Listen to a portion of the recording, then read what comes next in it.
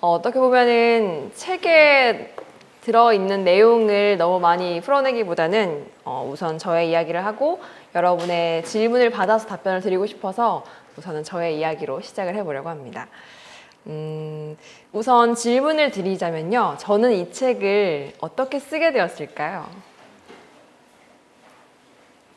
네, 아마 예상하시기 어려우시겠지만 저는 사실 독립을 하기 위해서 이 책을 쓰게 되었습니다. 쉽게 말하면 퇴사를 하고자 길을 찾던 중에 책을 쓰게 되었는데요.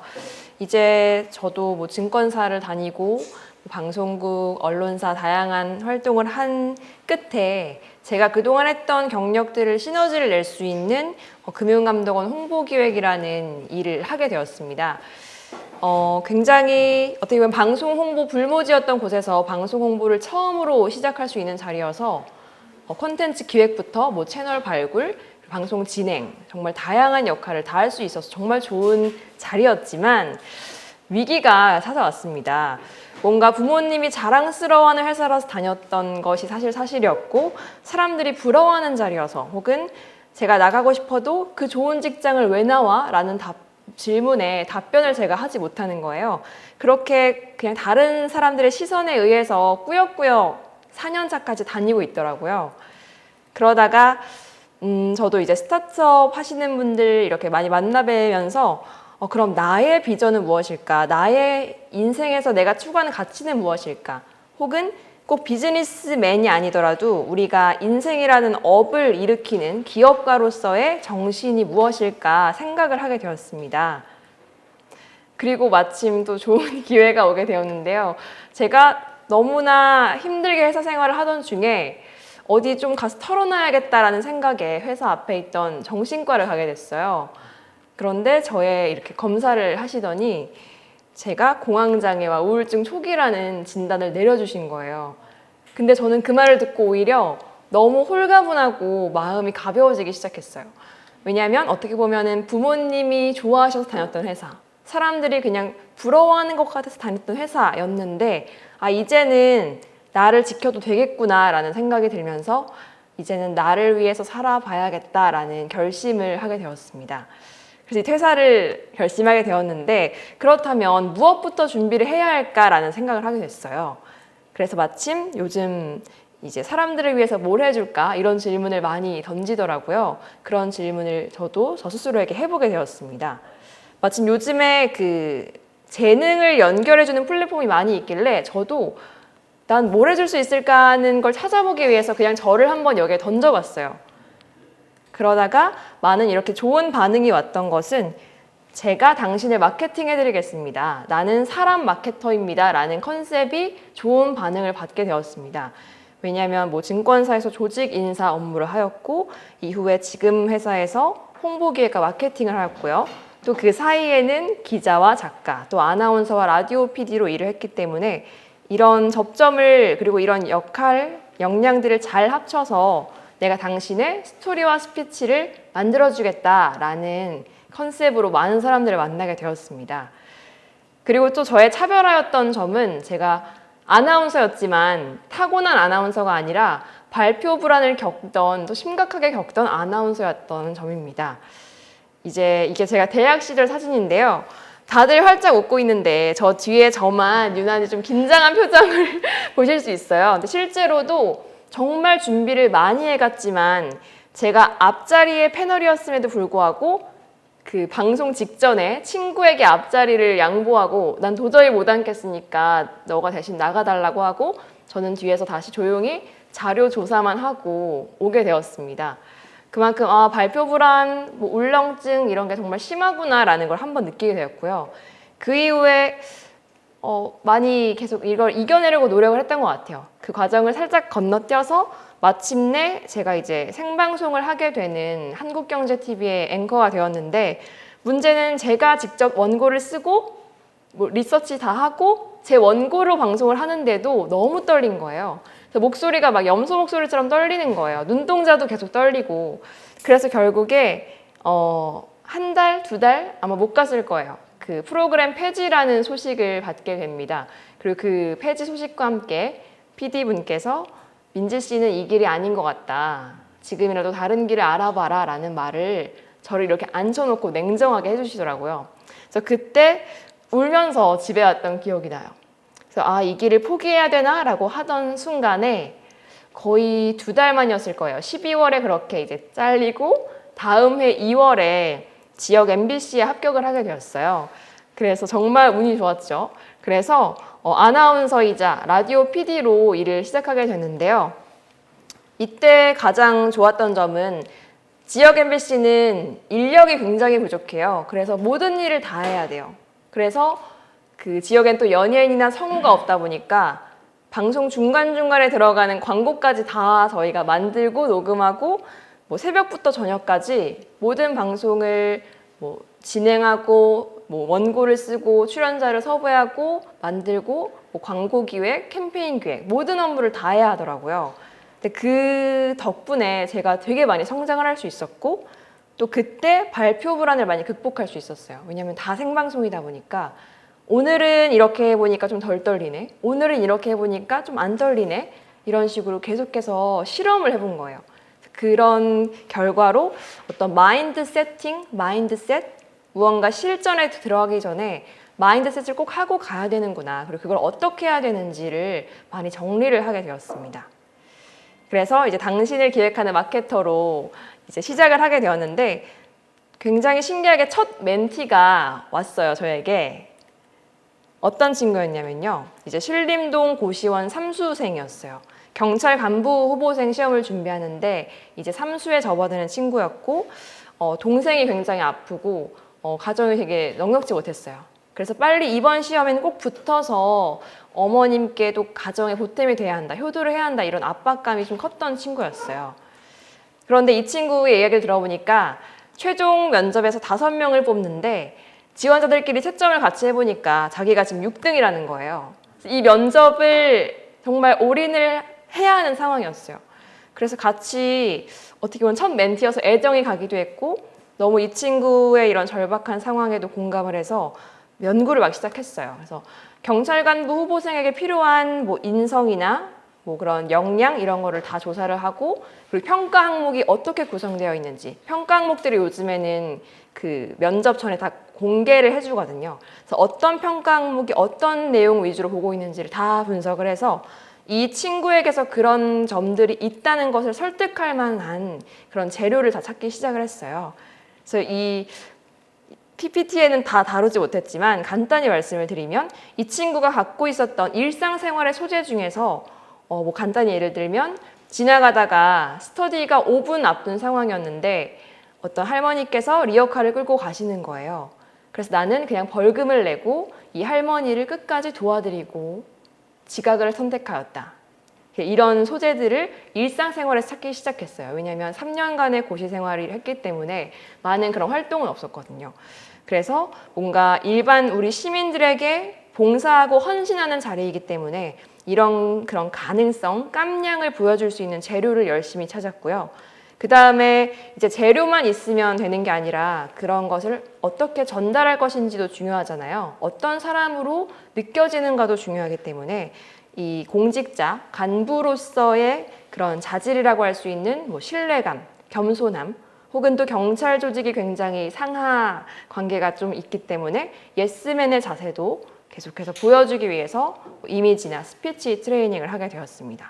그리고 그 전까지는 비음도 굉장히 심하고 말을 먹는 친구였는데 이런 걸 좀 중저음으로 안정적으로 뱉는 발성으로 바꾸게 되었습니다.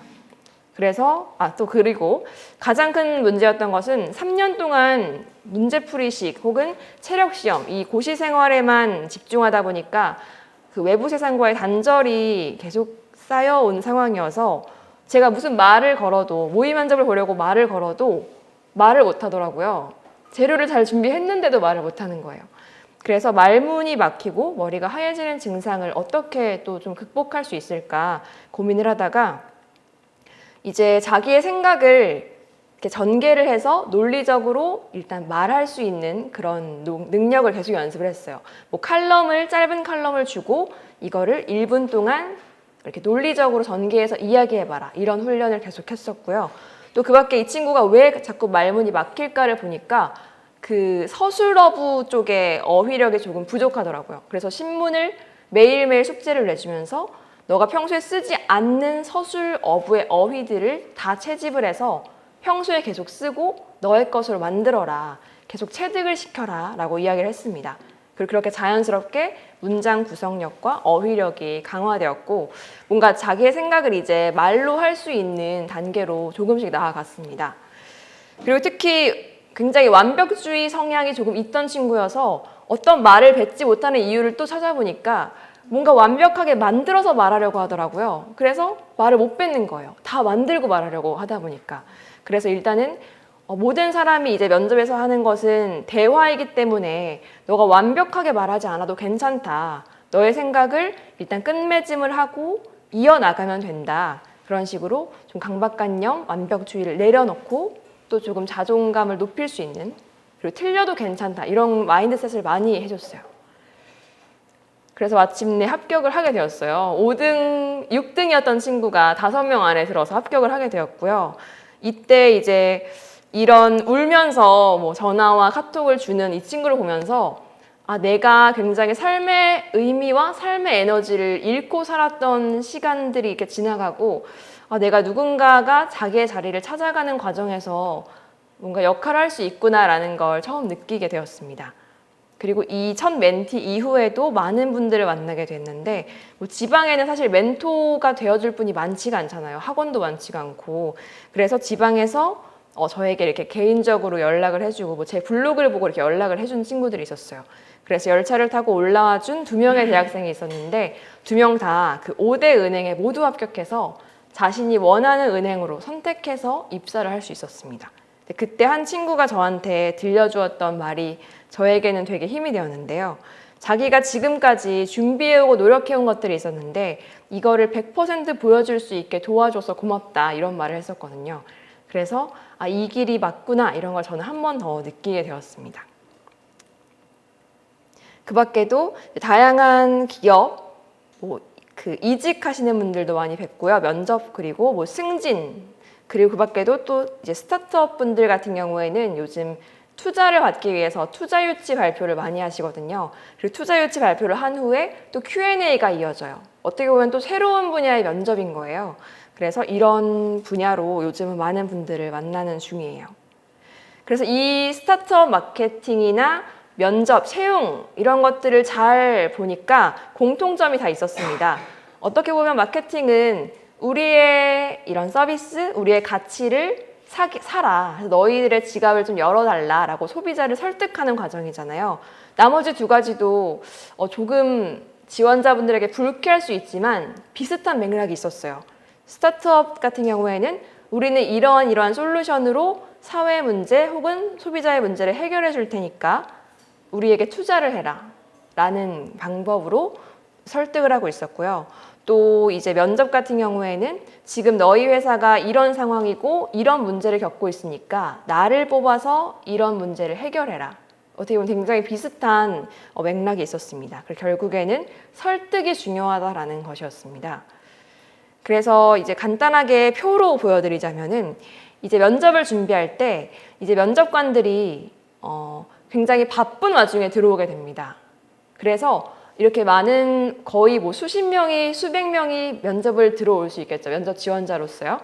그런데 그 면접관은 한 사람 한 사람을 굉장히 궁금해하지 않아요. 사실 나는 지금 기자로서 너를 인터뷰하고 싶어라는 자세로 여러분의 이야기를 듣는 게 아니라 우리는 지금 이런 사람이 필요한데 여기에 딱 맞는 애 보이나 한번 볼까? 이런 자세로 들어오거든요. 그래서 결국에 여러분이 들어가서 하셔야 하는 말이나 보여주셔야 하는 여러분의 강점은 일방적인 것이 아니라 그 사람들이 찾는 강점이 되어야만 사실은 그 접점이 맞을 수 있습니다. 그래서 하셔야 하는 작업은 지금 이 산업 전체, 예를 들어서 은행이라면 은행 산업, 그리고 어떤 은행, 그리고 내가 지원한 부서가 지금 현재 어떤 상황에 처해 있는지를 조사를 하셔야 돼요.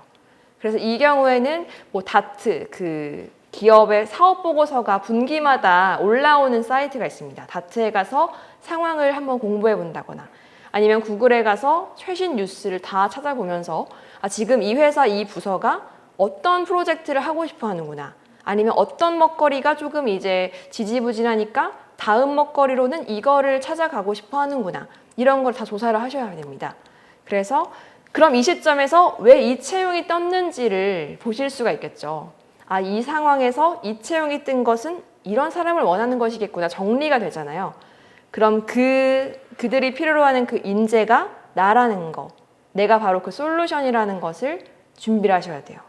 요즘에 이제 면접 보는 친구들을 이야기를 들어보면은 너무 그 하이 스펙이어도 떨어지는 친구들이 굉장히 많아요. 왜냐하면 우리는 내가 1등이면 붙는 거 아니야? 라고 생각했지만 실제로 보면 1, 2등이 떨어지고 3등이 붙는 경우도 많거든요. 면접에서 뒤집혀서. 그 이유를 나중에 면접관한테 문의해보면 아, 너무 우리에게 부담스럽다. 너무 과하다. 우리 직장에 막상 들어와 보면 이 친구는 재미를 느끼지 못할 것 같다. 이런 답변을 해주시는 경우가 많았어요. 그래서 여러분들이 가고자 하시는 자리가 있다면 꼭 베스트가 아니어도 좋아요. 그냥 이 자리에 최적이라는 거, 그냥 right person이라는 것을 설득해 주셔야 합니다. 그래서 이 연결을 준비하실 때는 그 아까 말씀드렸던 평가 항목의 평가 요소를 낱낱이 파헤쳐 보는 것도 좋고요. 아니면 그 자리에서 지금 필요로 하는 뭐 역량, 전문성, 인성, 혹은 전문가로서 뿐만 아니라 동료로서 어떤 사람인지, 어떤 사람을 원하는지를 정리를 하시고요. 그 다음에 그런 것들을 여러분들이 설득할 수 있게 여러분들이 갖고 있는 강점이나 뭐 경험, 성과도 좋고요. 혹은 뭐 실패한 성장통도 좋고요. 아니면 어떤 과정에서 내가 배웠던 배움도 좋고요. 어떤 동료로서 했던 역할도 좋아요. 뭐 내가 리더인지 팔로워인지 이런 역할도 굉장히 좋아요. 여기서 강조하고 싶은 것은 이제 학생들이 처음 면접에 갈 때는 what을 말하기에 굉장히 급급한 경우가 많더라고요. 나는 이것도 했고 저것도 했습니다 라고 what을 열심히 말해요. 하지만 그건 사실 와닿지가 않고요. 그래서 뭐 약간 so what? 이렇게 되묻게 돼요. 그래서 결국 우리가 들려줘야 하는 거는 how이자 why예요. 내가 여기서 어떤 걸 느꼈는지, 어떻게 성장했는지, 어떻게 배웠는지, 어떤 역할을 했는지, 혹은 나는 왜 이걸 했는지, 어떤 가치 때문에 했는지 how와 why를 찾는 연습을 하셔야 돼요. 그래서 여러분의 소재나 경험을 정리하실 때도 이제는 나는 이것을 왜 했고 어떤 가치를 추구하기 위해서 어떤 역할을 하면서 그런 게 how와 why를 찾으시면 됩니다. 그래서 이제 또 말씀을 드리고 싶은 건 이제 제 책에 나온 이제 전체적인 이야기인데요. 저는 이 책을 사실 썼던 게 스토리만 중요한 게 아니라 내가 해보니까 원고 내가 썼는데 왜 떨리지? 그런 의문을 겪었던 것처럼 스토리만 중요한 것도 아니고요. 스피치만 중요한 것도 아니고요. 이게 이제 또 실전에서 발휘를 하면 마인드셋도 중요하고 결국에 다 중요하더라고요. 그래서 결국에는 이 세 가지를 그 자리에서 필요로 하는 그 자리에 필요한 스토리와 스피치 그리고 마인드셋까지 좀 종합적으로 훈련을 많이 해야 한다, 연습을 많이 해야 한다라는 것이 제가 어떻게 보면 하고 싶었던 이야기였습니다. 그래서 면접이나 발표, 피칭, 요즘 피칭이라고 스타트업 투자 유치하는 발표를 많이 하는데 결국에 설득 커뮤니케이션에서 중요한 것은 스토리, 스피치, 마인드셋의 시너지이다라는 말씀을 드립니다. 그리고 마지막으로 사실 아까 이제 답변 얘기가 나와서 빠르게 이 페이지를 추가했어요. 그래서 일단 간단하게 추가했는데 어떤 답변을 하실 때 떠먹여주는 답변이 되어야 한다라는 걸 말씀드리고 싶어요. 왜냐하면 앞서 살짝 말씀드렸던 것처럼 면접관들은 우리는 당신 누구누구란 사람이 너무 궁금해요 라고 들어오는 것이 아니라 우리는 지금 이 자리, 이 사람이 필요한데 맞는 사람이 누군지 그냥 한번 볼까? 이런 자세로 보고 있기 때문에 어떻게 보면 적극적인 청자의 자세가 아니에요. 그냥 수동적으로 듣는 자세거든요. 그리고 이미 너무 일에 치여있다가 면접에 들어온 분들이 많아서 집중력이 별로 없어요. 에너지 이미 다 소모하고 왔거든요. 그래서 여러분들이 굉장히 다 떠먹여주는 답변을 만들어야 돼요. 그래서 뭐 첫 문장은 굉장히 그 질문의 포인트가 연결이 되면서도 내 핵심을 좀 강력하게 카피라이팅하는 그런 문장으로 딱 잠을 깨워주는 문장이 되면 좋아요. 왜냐면 다들 굉장히 졸려 있는 상황이기 때문에 좀 잠을 내가 깨우겠다라는 태도로 답변을 준비하시고 또 말하시면 좋고요. 특히 우리가 앞에서 준비했던 스토리 그런 것들이 킬러 컨텐츠 순위를 매겨서 내가 이런 스토리들이 잘 모였는데 이 얘기는 꼭 하고 나와야겠다. 이 얘기는 나의 킬러 콘텐츠다 하는 것들이 순위를 미리 매겨보세요. 뭐 1순위, 2순위, 3순위. 이건 안 얘기하면 나는 후회할 것 같다. 이런 순위를 매기신 다음에 그 앞에 있는 누군가 그런 면접관을 설득할 때 내 킬러 콘텐츠가 연결이 된다면 그 근거로 가져오시는 게 좋아요. 그래서 예를 들어서 우리가 왜 당신을 뽑아야 되죠? 라고 한 후에 그 핵심 문장을 처음 얘기한 다음에 거기에 맞는 근거를 미리 준비했던 걸 거기에 끌어와서 논증을 하시면 됩니다. 그럼 앞에 있는 분들은 설득이 되실 수 있을 거예요. 그래서 우리가 스토리를 준비한 이유는 바로 여기에 근거로 활용하기 위해서라는 거를 기억하시면 좋을 것 같아요. 그리고 앞에서 계속 말했던 것처럼 왜 이 세 가지가 중요할까라고 하는 것은요. 이제 메라비언 법칙이라고 많이 들어보셨을 거예요. 사실 내용 자체로 느껴지는 어떤 호감이나 이 사람에 대한 판단은 7%밖에 영향을 주지 못하고요. 나머지 93%는 보이스 혹은 시각적으로 오는 이미지 혹은 인상 혹은 이 사람에게 느껴지는 에너지가 될 수도 있고요. 어떻게 보면 나머지가 꼭 갖춰져 있어야 되는 거잖아요. 이 모든 것이 다 중요하기 때문에 답변을 준비하면서도 꼭 자기 자신을 촬영을 해본다거나 아니면 스터디를 하시면서 같이 한번 찍어보고 내가 어떤 인재로 보이는지 꼭 다른 사람들의 의견을 들어보면 좋을 것 같아요. 왜냐하면 많은 친구들이 이렇게 답변을 활자 매체로 잘 써서 면접장을 향하고 있는데요. 그럼 이 93%를 놓치게 되는 거거든요. 내가 이 말을 할 때 정말 여기서 원하는 그런 인재로서의 이미지나 에너지나 인상이 전달이 될까? 사실 그게 더 중요한 거거든요. 그래서 꼭 촬영을 해보시고 자기의 모습을 객관적으로 보시길 바랍니다. 마지막으로 해드리고 싶은 말씀은 지원자도 면접관이다라는 말이었어요. 이제 어떻게 보면은 우리가 왜 면접에서 긴장을 많이 하고 이렇게 압도될까 생각해 보면 이 앞에 있는 면접관이 우리의 인생을 결정짓거나 우리를 면접하는 면접관, 평가자라고 생각하기 때문에 평가를 받는다는 생각을 해서 더 압도가 되고 긴장이 되는 것 같아요. 근데 사실 우리도 가서 이 기업이 정말 나랑 맞는 곳인가?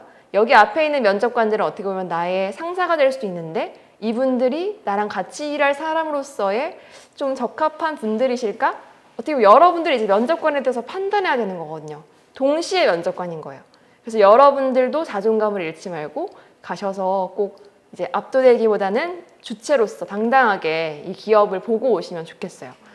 그리고 저는 제가 아나운서나 이런 그동안 준비했던 과정을 돌아봤을 때 어떤 걸 제일 후회하고 있는가 돌아봤어요. 그래서 여러분들한테 해주고 싶었던 거는 경쟁자가 아닌 동료이다 라는 말이었어요.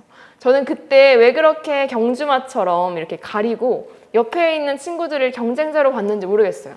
지금 돌이켜보면 그리고 지금 친구들을 찾아보면 다 이 친구는 MBC, 이 친구는 SBS, 이 친구는 결국 은행, 다 자기의 최고의 자리에 가 있더라고요.